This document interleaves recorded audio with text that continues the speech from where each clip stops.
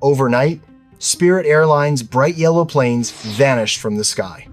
Thousands of passengers were left stranded, thousands of employees suddenly lost their jobs, and one of America's most recognizable budget airlines officially collapsed. Most people assume Spirit died because of bad service, angry customers, or all those fees everyone loved to complain about. But the truth is much more brutal.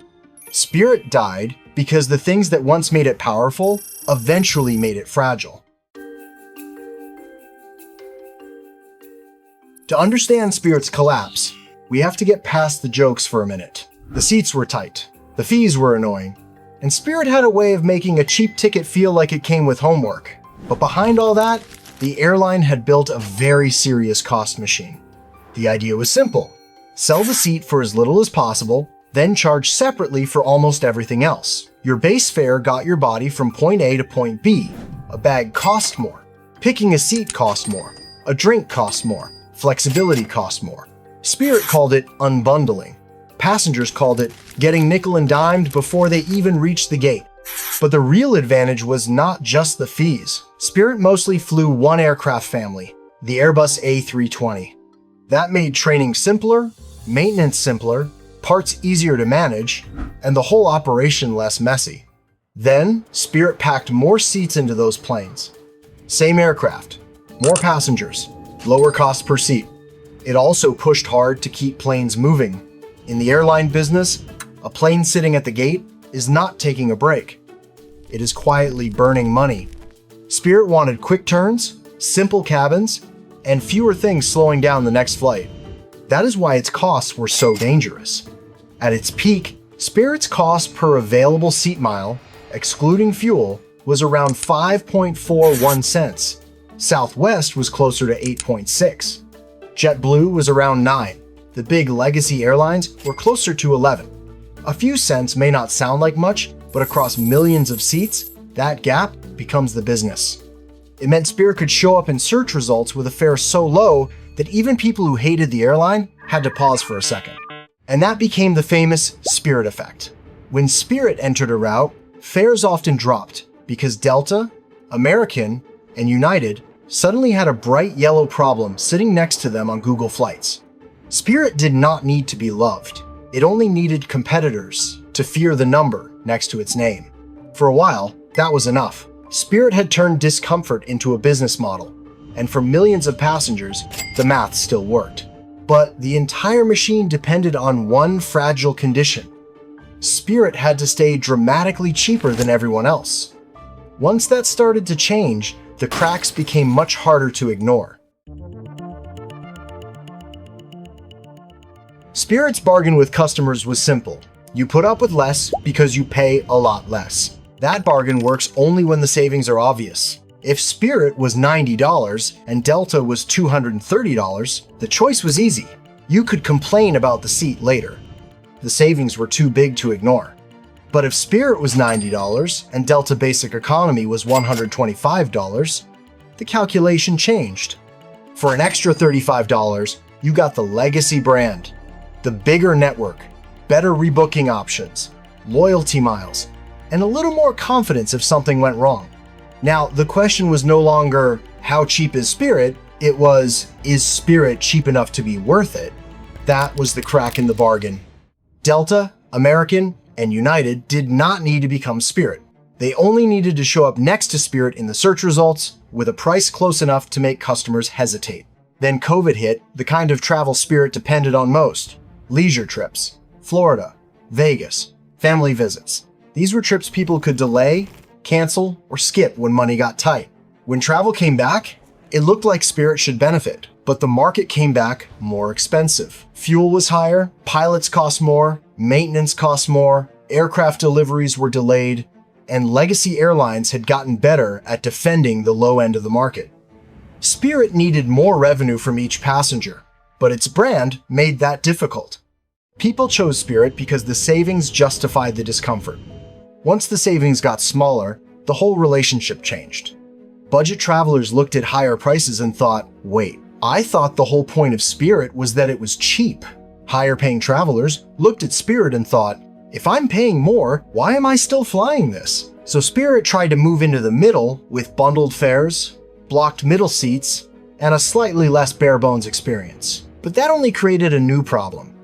Old customers saw higher prices, and new customers still saw Spirit. The bargain hunters started looking elsewhere. The higher-value travelers never really arrived. And while Spirit was trying to become something new, the machine that made the old Spirit work was already slowing down.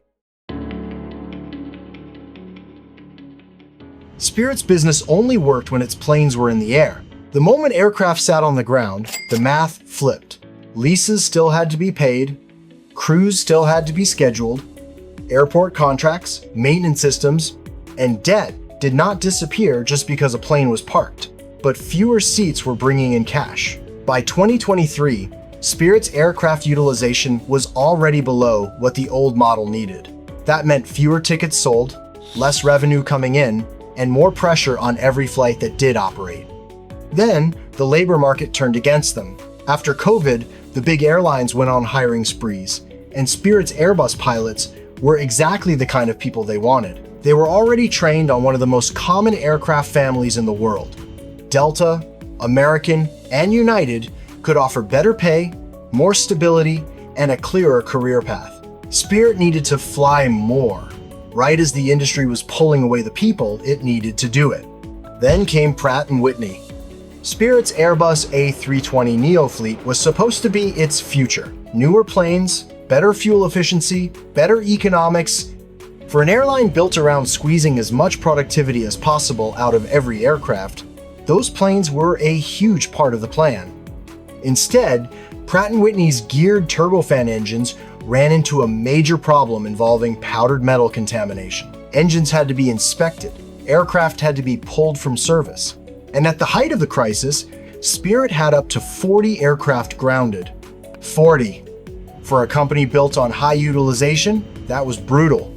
Those planes were still tied to costs, but they were not adding capacity, strengthening the schedule, or bringing in cash. They were sitting still while the rest of the airline got weaker. By then, Spirit's cost machine was losing the one thing it depended on most: motion. Fewer usable planes, fewer pilots, a weaker network, less room to offer the fares that made people choose Spirit in the first place. At that point, Spirit needed more than better scheduling or a few repaired engines. It needed a lifeline, and the most obvious lifeline was a merger. By this point, Spirit needed scale, cash, or a buyer, preferably all three. That is why the Frontier merger made sense. Frontier had a similar business model, a similar Airbus fleet, and a similar customer base. A combined Frontier and Spirit could have created a larger, ultra-low-cost carrier with more routes, more bargaining power, and better scale. It was not a glamorous deal, but for Spirit, it looked like a lifeline. Then JetBlue came in with a richer cash offer. For shareholders, that was hard to ignore. More money, faster. But strategically, it was a very different deal. Frontier wanted to combine with Spirit to build a bigger budget airline. JetBlue wanted to absorb Spirit. It wanted the planes, the pilots, the airport presence, and the future aircraft deliveries. JetBlue was not trying to preserve Spirit as America's ultra-low-cost pressure machine. Regulators saw the problem. If JetBlue bought Spirit, one of the most aggressive low-fare competitors in the country would disappear, so the government blocked the deal. And that created an ugly irony. Regulators were trying to protect low-cost competition, but the result may have been exactly what they were trying to avoid: fewer cheap seats. By late 2024, Spirit filed for bankruptcy. The plan was to reduce debt, renegotiate leases, and come back smaller and leaner. But for Spirit, smaller was dangerous. This was an airline built on scale. Cut too deep, and the same system that once made Spirit efficient starts working against it. Spirit came out of restructuring with less debt, but the business was still wounded. Costs were high, the fleet was constrained, the network had lost strength. And the brand was stuck in an awkward place, no longer cheap enough for some bargain hunters, but still too Spirit for travelers willing to pay more. Then, fuel finished it. In early 2026, the Iran-Israel conflict sent jet fuel prices sharply higher. Every airline felt it, but Spirit had almost no cushion left. According to Spirit's lawyer, in March and April alone, the airline spent roughly $100 million more because of fuel. 2 months, about $100 million in extra fuel costs. Spirit tried to find emergency support from the government. There were last-minute rescue talks, but no deal arrived in time. By then, the story was already written. Spirit did not die because one thing went wrong. It died because by the time the final shock hit, too many parts of the business had already broken. And when an airline like Spirit disappears, the impact does not stop at the ticket counter. It moves outward to passengers, workers, airports, and even people who swore they would never fly Spirit again. A lot of Americans probably heard Spirit collapse and thought, "Good riddance. I hated that airline." And honestly, fair enough. Spirit gave people plenty to complain about. But the uncomfortable part is this: even if you never flew Spirit, you may have benefited from Spirit.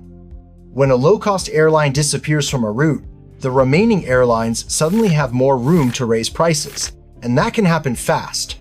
Travel analyst Clint Henderson pointed to Minneapolis, where, after Spirit stopped flying, Delta reportedly raised prices almost immediately, in some cases by as much as 50%.